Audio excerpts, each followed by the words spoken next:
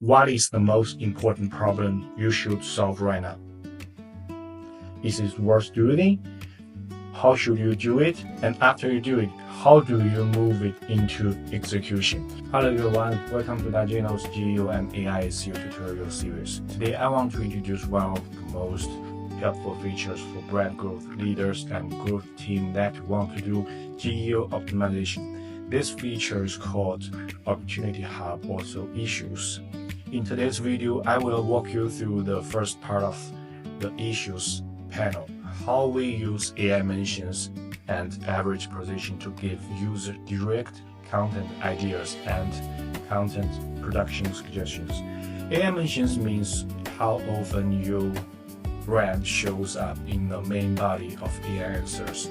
Average position means your average rank when the model recommends more than one option. In the future, we will also add more dimensions to the panel, like AI citations, public opinions, and social media science. I will talk about those in future videos. When many customers first see this panel, they feel there is a lot of information, but actually you do not need to understand the algorithm first. You only need to understand one thing. Dageno is not here to give you a big pile of complex ideas. What we do is turn AI search problems into growth opportunities that you can actually act on. You can think of this panel as a problem diagnosed dashboard for AI search era. In the past, when people worked on the search growth, they focused on keywords, ranking, and traffic, but in the AI search area, things are different. Users do not just search one keyword anymore. They ask very specific questions. For example, which brand is better for me? Which solution is a better choice? Which product is safer? Which service provider is more reliable? And whether AI mentions you, understand you, or recommend you, this is now part of a new kind of competition. So the first thing this panel does is find those real user questions. On the left side, you can see the issue list. Each row is a real prompt. In other words, it is a real question that user may ask in large language models. Based on those questions, we check, is your brand mentioned? If yes, is your brand ranked high enough? Did a competitor take this opportunity away from you? And how big is the growth gap? So there are a few key things you will see here. The first one is priority. Priority answers a very practical question. Is this problem worth working on right now? The second one is issue type. For example, maybe your brand is not mentioned at all. Maybe your brand is mentioned but not high enough. Or maybe this was a question where your brand should have been strong, but the competitor took the attention. The third one is brand gap. This is easy to understand. It shows how far you are from the ideal result. And the number of under brand gap shows the real gap between your brand and your competitor under that prompt. Then there is another very important metrics, volume. This metric is very important, so I want to spend a little more time on it. It is not just a decoration on the dashboard. Right now, in the global GEO market, only Dageno and Profound have a real metrics like this, volume. Volume shows the real monthly search demand or question demand for this prompt inside all AI search model in the region you are tracking. You can simply think of it like this. How much real demand does this question have in AI search? Why does this matter? Because we should not only look at whether there is a problem, we also need to know whether there is enough demand behind this prompt or behind this problem. We also have another agent that can recommend high volume prompts to users. I will introduce that in another video.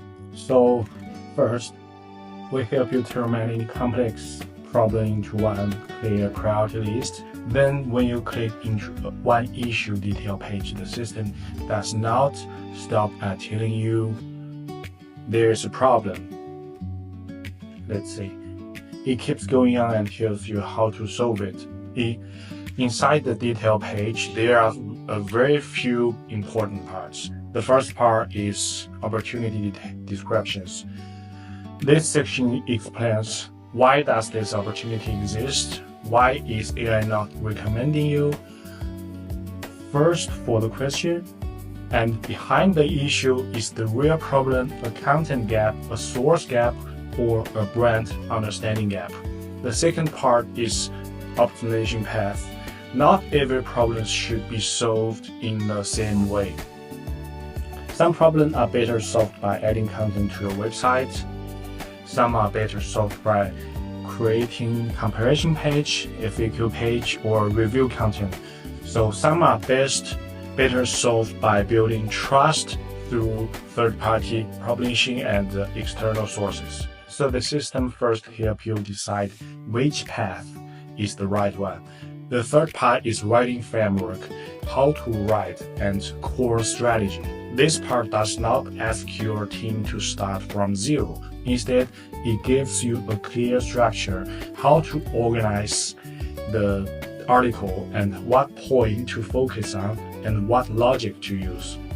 So whether you have an in-house content team or an outside agency, they can move into execution much faster. The fourth part is suggest publish channel, where to publish, because many times the problem is not that you do not have content. The problem is that the right content is not published in the right place. Some content should go on your main website, like in the blog pages. So some should go on landing pages or help center pages. And some should be published on third-party media or other high-trust platforms, high-DR platforms. So the system does not only tell you what to write, it also tells you where it is better to publish it. At the end, there is also a completion suggestions. We want to help them really move the problem forward a solution. So the full loop is very clear.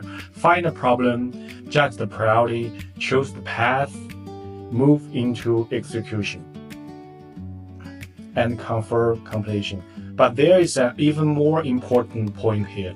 This system does not stop at analyze level. When you keep moving to the right side of each action card, you can actually enter the article generation flow directly. That means this system does not just say, oh, here's an opportunity. It can also turn that opportunity directly into a real content task. This is very important because many tools stop after analyze. They tell you where the problem is, but when it is time to execute, the team still has to open more meetings, rewrite and brief, and rebuild the content request from the beginning. That process is slow and a lot of information get lost. Once the system decides this issue is worth working on, the next step is direct execution. Let's say already written the content. Okay. It's already right, and I asked the agent, please let me know what is the right logic of this process. Okay.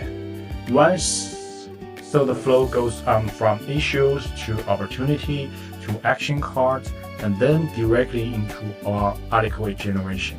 That is what makes the whole workflow complete.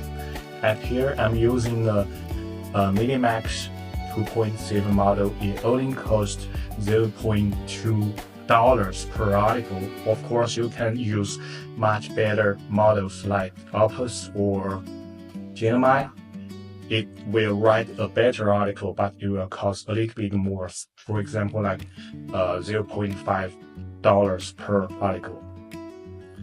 That means the system takes the judge from the previous steps and turns into 5 key writing inputs. First, who are we writing for? Second, what exactly question are we answering? Third, what is the goal of this article? Fourth, what brand position should this article speak from? Fifth, what boundaries should we not cross? These 5 inputs are very important because they are make sure that that article is not writing just from the sake of writing. It's right around brand goals, competition content, time context, and real demands. After that, the writing agent gets brand context first. For example, brand positioning, competitors, core product functions, and solution information. So it does not start writing without understanding the brand. Then in the second step, it adds outside facts. Because many articles, especially comparison articles, review articles, and decision-making articles cannot rely only on opinions.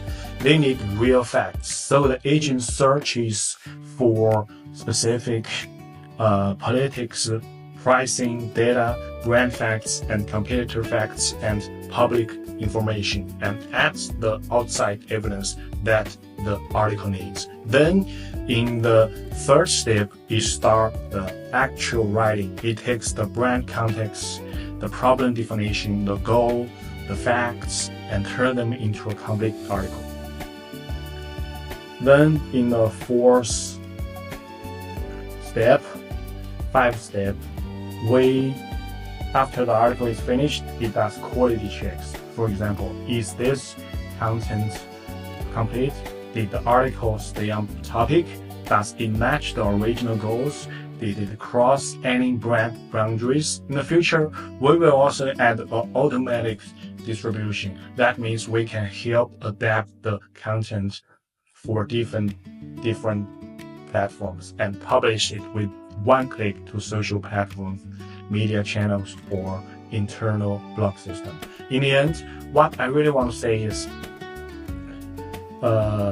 we do not want customers to walk away with owning a pile of complex data, and we do not want customers to finish reading a report but still have no idea what to do next. What we really want to solve is how do we take complex signals like AI mentions, AI ranking, AI citations, competitor capture, and demand level, and turn them into one simple answer. What is the most important problem you should solve right now? Is it worth doing? How should you do it? And after you do it, how do you move it into execution? So if I had to describe this panel in one sentence, I would say this is not just a data dashboard. It is a system that turns AI search problem into growth actions. For customers, you do not need to become a GEO expert first, and you do not need to understand every algorithm behind the system. You only need to know is this system helps you find the opportunity that matters the most, reduce trial and error, and turn complex GEO data or even social media SEO data in the future into clear actions step by step. That is the core logic behind this product. What we want to build is the data and strategy foundation for GEO SEO optimization. Thank you for everyone, and see you in the next video.